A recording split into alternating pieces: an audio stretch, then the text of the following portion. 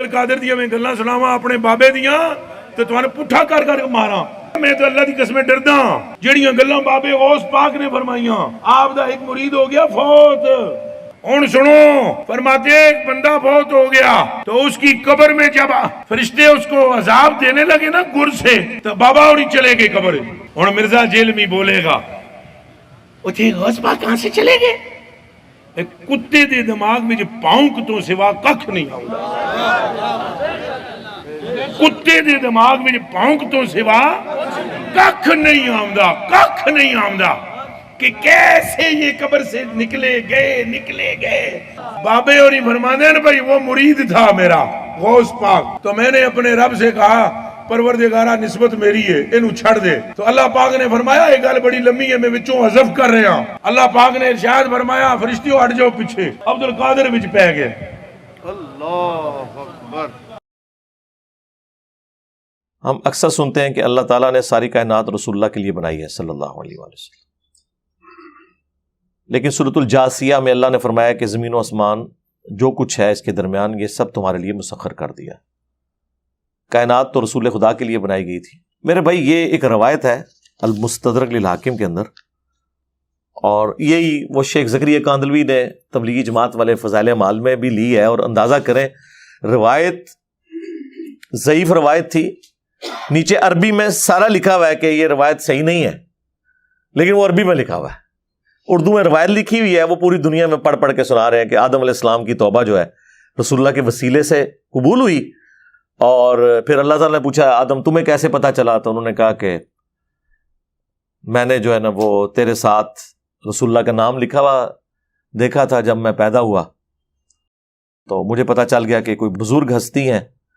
تو اللہ تعالیٰ نے فرمایا کہ اگر میں ان کو پیدا نہ کرتا تو میں کائنات نہ بناتا. سرکار یہ اتنی بڑی ٹروتھ ریویلنگ خبر ہے، کم از کم اس کا درجہ قرآن میں بنتا ہے، کم از کم. احادیث کے اوپر کیوں چھوڑ دیا گیا اسے؟ اور حدیث بھی وہ جس کے اوپر محدثین کا کلام وہ بیان کر رہے ہیں. قصہ آدم اور ابلیس قرآن میں 7 مقامات کے اوپر آیا ہے. سورۃ البقرہ میں آیا ہے، سورۃ الاعراف میں بڑی تفصیل کے ساتھ، سورۃ الحجر کے اندر آیا ہے، سورہ بنی اسرائیل میں آیا ہے، سورۃ الکہف کے اندر آیا ہے، سورہ طٰہٰ کے اندر آیا ہے، سورہ صاد کے اندر آیا ہے. 7 جگہ یہ چیز سکپ ہو گئی ہے کہ یہ کائنات کس لیے بنی ہے اور آدم علیہ السلام کی توبہ کیسے قبول ہوئی ہے ہی کوئی نہیں. یہ آپ کی بات ٹھیک ہے، بلکہ اس سے بھی بڑھ کے اگر میں آپ کو بتاؤں مقصد کیا ہے، تو یہ پارہ نمبر جو 12 ہے اس کا آغاز ہی اس سے ہو رہا ہے کہ انسانیت کو پیدا کرنے کا مقصد کیا ہے. سورہ ہود، اعوذ باللہ من الشیطان الرجیم، بسم اللہ الرحمن الرحیم. آیت نمبر 7 سورہ ہود، سورت نمبر 11 آیت نمبر 7. هو الذی خلق السماوات والارض فی 6 ایام، وہی اللہ ہے جس نے آسمانوں اور زمین کو 6 دنوں میں پیدا کیا. اب یہ 6 دن سے مراد کیا ہے؟ یہ لانگ پیریڈ آف ٹائم ہے جو اللہ کی قدرت کا ظہور ہوا، وہ اللہ کی مرضی ہے. بیکٹیریاز اور وائرسز سیکنڈز بلکہ ملی سیکنڈز میں ڈیوائیڈ ہو جاتے ہیں، اور آم کی گٹھلی سے آم کا درخت بننے میں 8 سال لگ جاتے ہیں.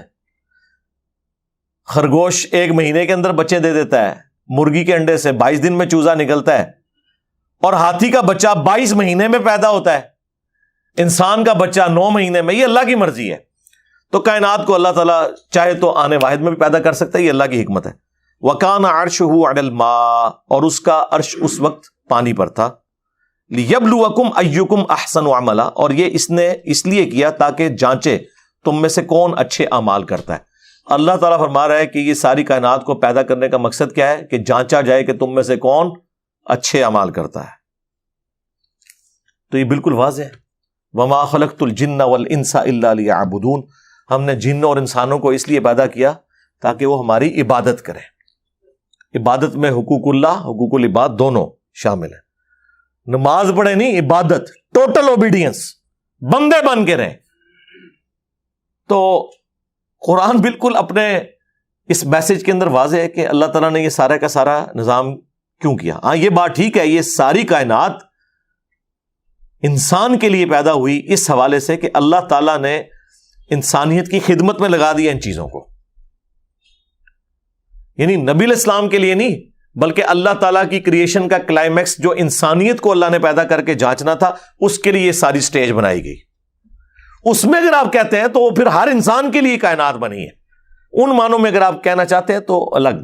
اگر آپ ڈسیزن کی بات کرتے ہیں کہ یہ اللہ نے ڈسیزن کیوں کیا تو وہ یہ ہے کہ اللہ تعالیٰ ایسی مخلوق پیدا فرمانا چاہتا تھا جو اپنی مرضی سے خدا کو چوز کرے. میں اکثر کہتا ہوں کہ حضرت جبرائیل علیہ السلام بھی اگر مجھے کہنا کہ انجینئر صاحب آپ اپنا ایمان میرے ساتھ ایکسچینج کر لیں تو میں کہوں گا کہ نہیں, تم نے اللہ کو مانا ہے اللہ کی مرضی سے اور میں نے گاڈ کو چوز کیا اپنی مرضی سے, میں اپنا ایمان ایکسچینج نہیں کروں گا. انسانیت کے پاس سب سے بڑی اسٹرینتھ یہ ہے کہ اللہ نے اسے حق اور باطل کی تمیز دی, فَأَلْهَمَهَا فُجُورَهَا وَتَقْوَاهَا, اس کے باوجود اس نے خدا کا خوف رکھتے ہوئے اللہ کا راستہ اختیار کیا کہ میں نے اپنے کریٹر کو جواب دہ ہونا ہے. یہ وہ خوبی ہے جو کسی فرشتے کو بھی حاصل نہیں ہے. تو انسانیت کو ناز ہے اس چیز کے اوپر, ہونا چاہیے. باقی جذباتی باتیں ہیں جی, نبی علیہ السلام کے ساتھ وہ چیز منسوب کرتے ہیں جب ہم کہتے ہیں یار یہ اتنا بڑا ٹروتھ تھا کہ آدم علیہ السلام کی توبہ رسول اللہ کے وسیلے سے قبول ہوئی, اور وہاں پہ اللہ تعالیٰ نے فرمایا کہ اگر میں نبی کو پیدا نہ کرتا, یہ کائنات نہ پیدا کرتا. یہ باتیں جذباتی طور پہ تو بکتی ہیں, اور جو بندہ اس کے بارے میں گفتگو کرتا ہے اسے گستاخ کہہ دیتے ہیں. تو ان کے لیے پھر میں نے ہی پھکی تیار کی ہوئی ہے. کیا عیسیٰ ابن مریم کو اللہ کا بندہ کہنا عیسیٰ ابن مریم کی گستاخی ہے؟ کرسچن سے پوچھیں وہ تو کہیں گے گستاخی ہے. وہ کہتے ہیں کم از کم خدا یا خدا کا بیٹا کہو. ان کی تو تسلی نہیں نہ ہو رہی. تو کیا ہم نے کرسچنز کی تسلی کروانی ہے یا ہم نے وہ بات ماننی ہے جو اللہ تعالیٰ نے وحی کے اندر بیان کی ہے؟ اللہ تعالیٰ فرماتا ہے لقد کفر الذین قالوا ان اللہ هو المسیح ابن مریم, بے شک وہ کھلا کفر کر رہے ہیں کہ جو کہہ رہے ہیں کہ عیسیٰ ابن مریم ہی اللہ ہے. وقال المسیح, جبکہ مسیح تو خود کہا کرتے تھے یا بنی اسرائیل, اے اولاد یعقوب, اعبدوا اللہ ربی و ربکم, عبادت کرو اس اکیلے اللہ کی جو میرا بھی رب ہے اور تمہارا بھی رب ہے.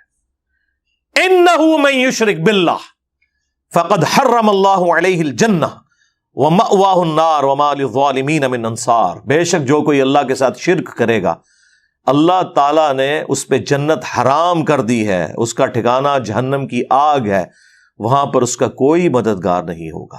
عیسیٰ ابن مریم کی صفائی اللہ تعالیٰ دے رہا ہے کہ وہ تو موحد تھے, انہوں نے کبھی شرک کی تعلیم نہیں دی. لیکن منوائیں کرسچنز کو, وہ کہیں گے نہیں ہم تو نہیں, یہ تو آپ شان گھٹا رہے ہیں. تو سرکار جو کچھ آپ سوچتے ہیں دوسرے بھی یہی کچھ سوچتے ہیں. اور آپ کے نبی نے کیا فرمایا, صحیح بخاری میں حدیث ہے, دیکھنا میری شان کو اس طرح بلند نہ کرنا جس طرح نصارہ نے اپنے پیغمبر کو بڑھا دیا تھا. میں اللہ کا بندہ اور اس کا رسول ہوں, مجھے اللہ کا بندہ اور اس کا رسول ہی کہنا. نماز میں ہم یہی کہتے ہیں محمد عبدہ و رسولہ. اگر رسول اللہ کا یہ اسٹیٹس ہے نا تو تواڈے بابے تے شاہی کوئی نہیں سرکار. ہاں, کیونکہ میرے نبی سا ہے ہی کوئی نہیں, تیرے بابے تے شاہی کوئی نہیں. تم لوگ کہتے ہو چھڑ دو عبد القادر وچ پی گیا جے. عبد القادر دیاں میں گلاں سناواں اپنے بابے دیاں تے تواں پٹھا کر کر ماراں. میں تو اللہ دی قسم ڈردا جڑیاں گلاں بابے غوث پاک نے فرمائیاں. آپ دا ایک مرید ہو گیا فوت. ہن سنو, فرماتے ایک بندہ فوت ہو گیا تو اس کی قبر میں جب فرشتے اس کو عذاب دینے لگے نا گر سے, تو بابا اور چلے گئے قبر. ہن مرزا جیلمی بولے گا وہ جی غوث پاک کہاں سے چلے گئے؟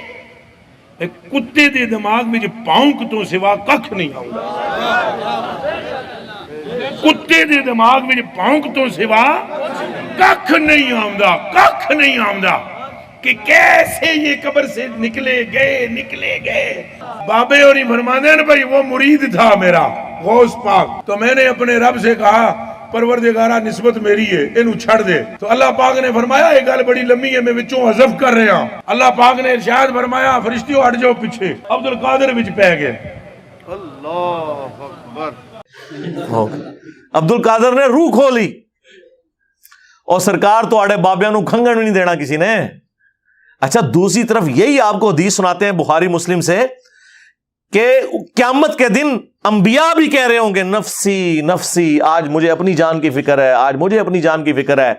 حضرت آدم علیہ السلام کہیں گے آج مجھے فکر ہے کہ میں نے اللہ تعالیٰ کی نافرمانی کی تھی۔ حضرت موسیٰ علیہ السلام کہیں گے مجھ سے بندہ مر گیا تھا۔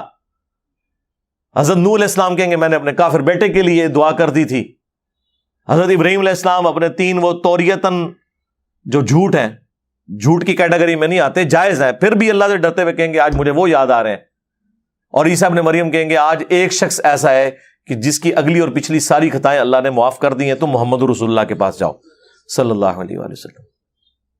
سرکار جہاں انبیاء کا یہ سٹیٹس ہے کہ وہ نفسی نفسی کر رہے ہیں، اتنے تواڈے بابے کتنے آ گئے؟ اس کا مطلب ہے یہ اپنے بابوں کو انبیاء سے بھی بڑا سمجھتے ہیں۔ تو میرا خیال ہے آپ کے بابوں کے ماننے والوں کے لیے، چلو بابوں کو ہم کچھ نہیں کہتے، اس نے زن رکھ لیتے ہیں، ماننے والوں کے لیے ان بابوں کی بزرگی فارغ کرنے کے لیے اتنا ہی کافی ہے کہ آپ انہیں نبیوں سے بڑھا رہے ہیں۔ پیچھے کیا بات رہے گی؟ تو یہ جذباتی جملے ہیں، بولنے دیں ان کو۔ یہ تو اپنے بزرگوں کے بارے میں بھی کہتے ہیں جی، مریدوں کے مرید، وہ کہتے ہیں جی عبد القادر جیلانی نے کہا کہ میں اس وقت تک جنت میں داخل نہیں ہوں گا جب تک سارے مرید نہ لے جاؤں۔ کتنے؟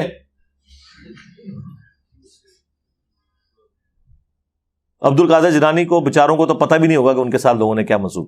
مجھے بتائیں جیزس کرائسٹ کے ساتھ جو کچھ ہوا، انہیں پتا ہے کہ ان کے ساتھ کیا ہوا ہے؟ ان کو کیا پتا ہے؟ قرآن میں اللہ نے فرمایا، سورۃ المائدہ کا آخری رکوع پڑھ لیں، اللہ تعالیٰ فرماتا ہے قیامت کے دن ہم عیسیٰ ابن مریم کو کھڑا کریں گے اور ان سے پوچھیں گے کیا تو نے لوگوں سے کہا تھا کہ تجھے اور تیری ماں کو اللہ کے سوا معبود چن لیا جائے؟ ہائے ہائے ہائے، آپ ذرا امیجن کریں کہ عیسیٰ ابن مریم کی کیا حالت ہونی ہے اس وقت۔ تو تواڈے بابے نے شاہی کوئی نہیں سرکار، عیسیٰ کے جیسا ہے ہی کوئی نہیں، تواڈے سارے بابے شاہی کوئی نہیں۔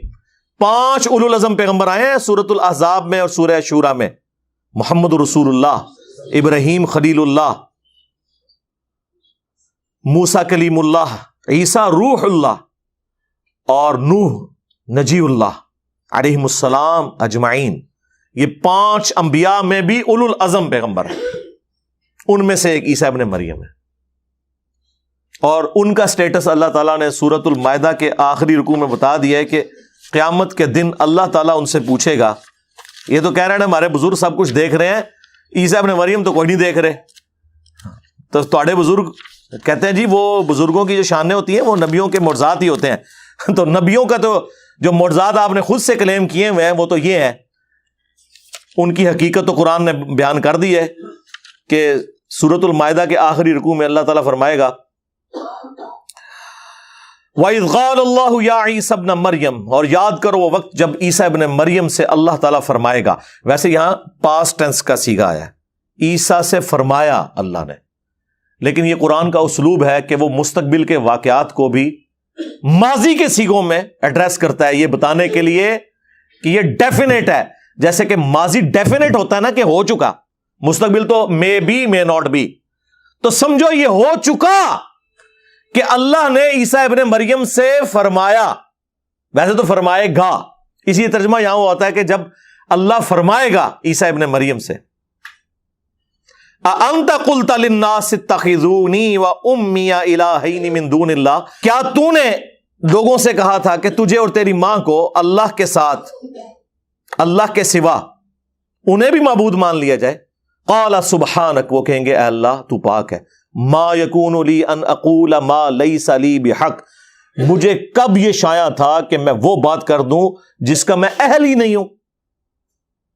ان کنت قلت، اور بالفرض اگر میں نے کوئی ایسی بات کی ہے نا، ہائے ہائے ہائے، اللہ کے سامنے ایسی کانفیڈنس لوز ہونا چاہیے بندے کا جو اللہ والا ہے، نہیں کی ہوئی پھر بھی کہہ رہے ہیں کہ یا اللہ اگر میں نے کوئی ایسی بات کی ہے نا فقد علمتہ، تو تیرے علم میں تو ہوگا، تعلم ما فی نفسی، اللہ اکبر، جو میرے جی میں ہے وہ تو جانتا ہے، اگر میرے دل میں بھی کہیں خواہش تھی نا کہ لوگ مجھے خدا مانے تو تو وہ بھی جانتا ہے، ولا اعلم ما فی نفسک، اور میں نہیں جانتا ہے اللہ تیرے جی میں کیا ہے، اللہ اکبر، انک انت علام الغیوب، بے شک تو ہی سارے غیبوں کا جاننے والا ہے، یا تو جانتا ہے یا عبد القادر جیلانی جانتا ہے. ہاں نعوذ باللہ. اور یہ بزرگ سامنے بیٹھے بڑے احتیاط نہ لو، دل دا حال جان اور چھڑ دیو دل دا حال.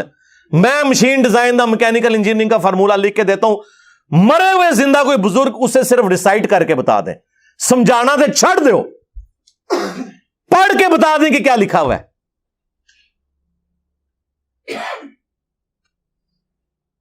ما قلت لهم الا ما امرتنی، میں نے تو ان سے کچھ نہیں کہا سوائے اس کے جو تو نے مجھے حکم دیا تھا. حکم وہی ہے ان اعبدوا اللہ، کہ عبادت کرو اللہ کی. الا ما امرتنی بہ، جس کے ساتھ تو نے مجھے حکم دے کے بھیجا. ان اعبدوا اللہ، عبادت کرو اللہ کی. ربی و ربکم، جو میرا بھی رب ہے اور تمہارا بھی. وکنت علیہم شہیدا ما دمت فیہم، اور میں ان پر اس وقت تک تو گواہ تھا جب تک میں ان میں موجود تھا. اس وقت تو میری ذمہ داری ہے، میرے سامنے تھے، میرے سامنے کوئی اس طرح کا کام ڈالا ہوتا تو میں انہیں پوچھ لیتا. فلما توفیتنی، جب تو نے مجھے پورا کر دیا یعنی اٹھا لیا. موت بھی مانا ہو سکتا ہے، لیکن عیسیٰ ابن مریم کے حوالے سے تو باقی آیات گواہ ہیں سورۃ النساء کی، الگ سے ایک ٹاپک ہے. کنت انت الرقیب علیہم، تو اس وقت پھر تو ہی ان پر گواہ تھا. وانت علی کل شیء شہید، اور ہر چیز پر گواہ بھی تو صرف تو ہی ہو سکتا ہے نا یا اللہ. سرکار یہ جو آیت ہے نا کہ جب تک ان میں موجود تھا ان پر گواہ تھا، میرے بعد جو انہوں نے کام ڈالا نا تو تیرے علم میں ہے میرے علم میں نہیں ہے. یہ سیم الفاظ بخاری مسلم میں رسول اللہ نے اپنے بارے میں بھی استعمال کیے ہیں کہ قیامت کے دن میرے حوض کوثر پر میرے صحابہ میں سے بعض لوگ لائے جائیں گے جو حضور کی زندگی میں مسلمان تھے، بعد میں کفر اختیار کیا، جو حضرت ابوبکر کے زمانے میں مرتد ہو گئے تھے قبائل. بخاری مسلم میں آیا. مرتد وہی ہوتا ہے نا جو رسول اللہ کے زمانے میں مسلمان تھا. تو رسول اللہ کہتے ہیں کہ میں ان کو شکلوں سے پہچان رہا ہوں گا کہ یہ میرے صحابہ ہیں، لیکن حضور کو نہیں پتا ہوگا، بعد میں انہوں نے کام ڈال دیا. میں کہوں گا اصحابی اصحابی، یہ تو میرے صحابہ ہیں.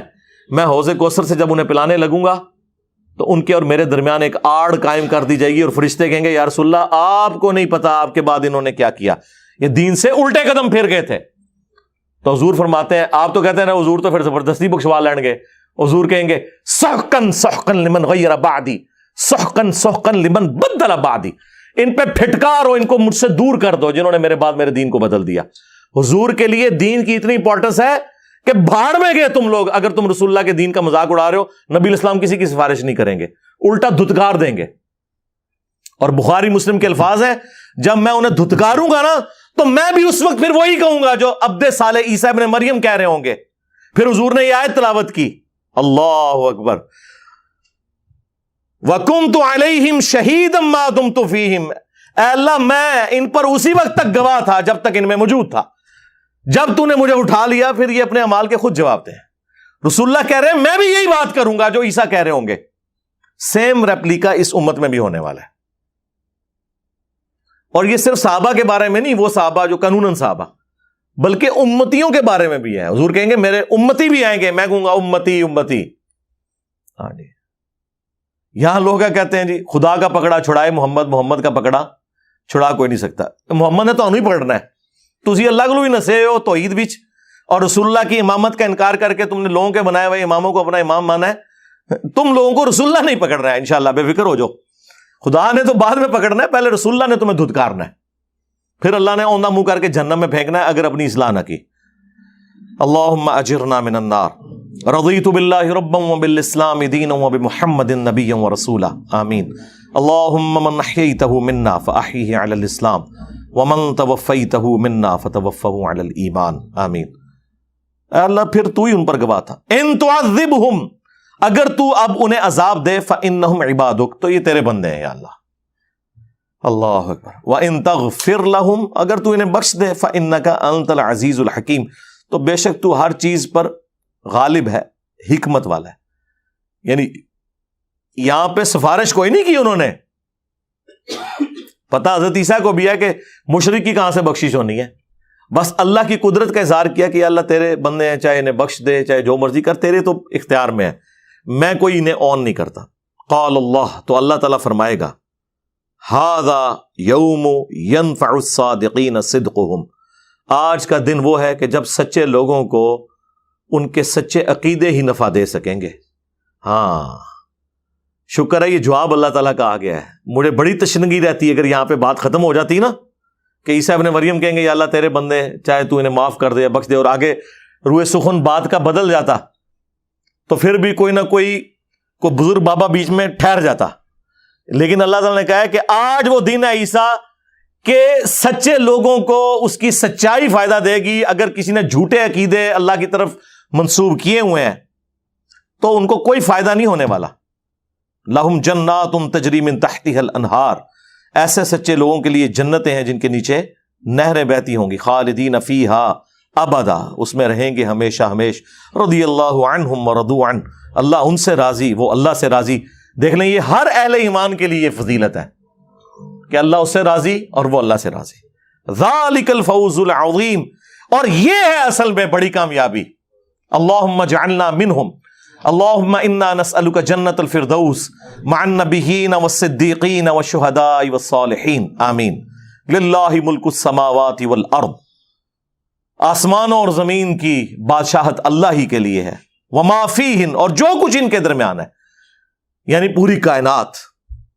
اللہ تعالیٰ جب ساتوں آسمان کے ساتھ زمین اور ان کے درمیان کا ذکر کرے تو مراد پوری کائنات, کیونکہ میریکل پلانٹ اس یونیورس میں یہ زمین ہے جہاں پہ اس طرح کی زندگی ایگزسٹ کرتی ہے.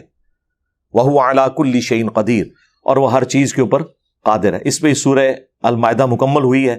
آپ اندازہ کریں یہ کتابوں کا خدا ہے, اسی لیے تو ہم عرض کرتے ہیں کہ مرنے سے پہلے اے مسلمان کر لے اس پہ غور. کتابوں کا خدا اور ہے, بابوں کا خدا اور. بابے بھی اسی خدا کو ہی مانتے ہیں, لیکن کاش انہوں نے قرآن و سنت پڑھا ہوتا تو ان کوالٹیز کے ساتھ مانتے کہ جو اس شخص پہ نازل ہوئی ہے جس کی قبر مدینے میں ہے صلی اللہ علیہ وآلہ وسلم. لوگ پہلے ہم سے پوچھا کرتے تھے نا یار ہمارے بزرگوں نے نہیں تھا قرآن حدیث پڑھا ہوا, تو ہم تھوڑا ریلیکٹنٹ ہوتے تھے یہ بتانے میں. پتا تو ہے کہ کوئی نہیں پڑھا ہوا, لیکن اب تو ہم ڈنکے کی چوٹ پہ کہتے ہیں کہ کوئی نہیں پڑھا ہوا تھا. ظاہر ہے جی جب ترجمہ ہی پہلا قرآن کا 8 سے 200 سال پہلے ہو رہا ہو, اور بخاری کا پہلا ترجمہ 8 سے 100 سال پہلے ہو رہا ہو, اور وہ بھی ترجمے کتابوں میں ہی لکھے ہوئے تھے. اصل چینج ان 10-15 سالوں میں آئی ہے جب سافٹ ویئرز بنے ہیں اور اردو ترجمے کی ایپس آ گئی آپ کے پاس.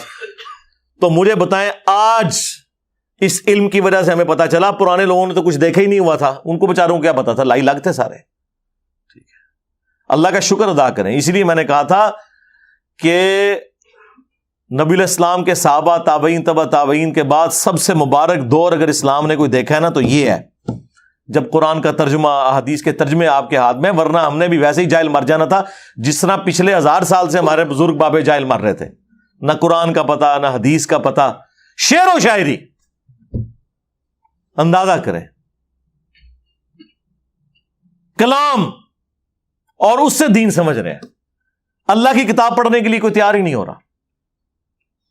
وہ اگلے دن مجھے ارشاد بھائی نے ایک کلپ ایک بھائی کا دکھایا, تو انہوں نے ایک فرضی قصہ بیان کیا, فرضی قصہ سمجھانے کے لیے. جیسے مولانا روم نے بھی اچھے قصے بیان کیے اور بڑی کہانیاں بھی گھڑی ہیں انہوں نے موسیٰ علیہ السلام کے بارے میں, جو جی بندے کا گوشت چاہیے ہے, اللہ تعالیٰ نے انسانی گوشت چاہیے ہے. ایک کہانیاں چھڑ کے وہاں پہ بھی بڑے اصلاحی واقعات ہیں مثنوی کے اندر. جھوٹ بھی بہت ہے, گمراہیاں بھی بہت ہیں, شرکیہ چیزیں بھی بہت ہیں. تو وہ بھائی بتا رہے تھے کہ انہوں نے ایک فرضی اپنی پوسٹ کو ہی لگائی کہ جی میں نے وہ ہیر رانجھا ہے نا, ایک فیمس پنجاب کے اندر سٹوری ہے عشق مشوقی, عشق مجازی. اچھا دیکھیں یہ سارے مولوی اور صوفی عشق مجازی سے عشق الہی کی طرف جاتے ہیں. مجھے بتائیں قرآن و حدیث میں کہیں عشق مجازی سے عشق الہی کی طرف جانے کا ذکر موجود ہے کہ نبی علیہ السلام کے صحابہ کرام جو ہیں وہ اس طریقے سے اوپر جاتے تھے؟ اور اس میں تو انہوں نے پھر لمٹس بھی کراس کر دی ہوئی ہیں. یہ مادو لال حسین, مادو لال ایک لڑکا تھا جس پہ حسین نام کا ایک صوفی بزرگ عاشق ہوا تھا. ہاں جا کے پوچھ لیں, خود وہ فخریہ بیان کرتے ہیں. اور انہوں نے کہا تھا تیرے لیے آنر ہے کہ میرے نام سے پہلے تیرا نام بولا جائے گا.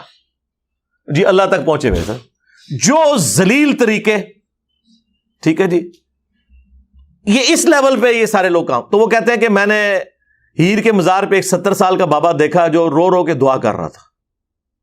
تو کہتے ہیں میں اس کے قریب ہوا. اب یہ وہ سمجھانے کے لیے ایک فرضی واقعہ انہوں نے لکھا ہے, تو کہ میں سنوں یعنی انہوں نے کسی عورت کا، فیمیل کا ذکر کیا کہ وہ پاس ہوئی کہ میں سنوں کہ بابا جی کیا یہاں رو رو کے دعائیں کر رہے ہیں. کوئی بابا جی بھی کوئی ناکام عاشق ہیں اپنے زمانے کے.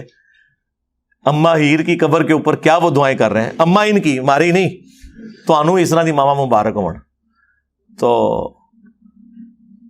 تو وہ دعا یہ کر رہے تھے، اے اللہ ایس ہیر ورگی بہن کسی نو نہ دیں، اس ورگی یعنی اس جیسی بہن کسی کو نہ دینا، اس طرح کی بیٹی کسی کے گھر پیدا نہ کرنا، اس طرح کی بیوی کسی کو نہ دینا، اس طرح کی بدبخت قسم کی عورت.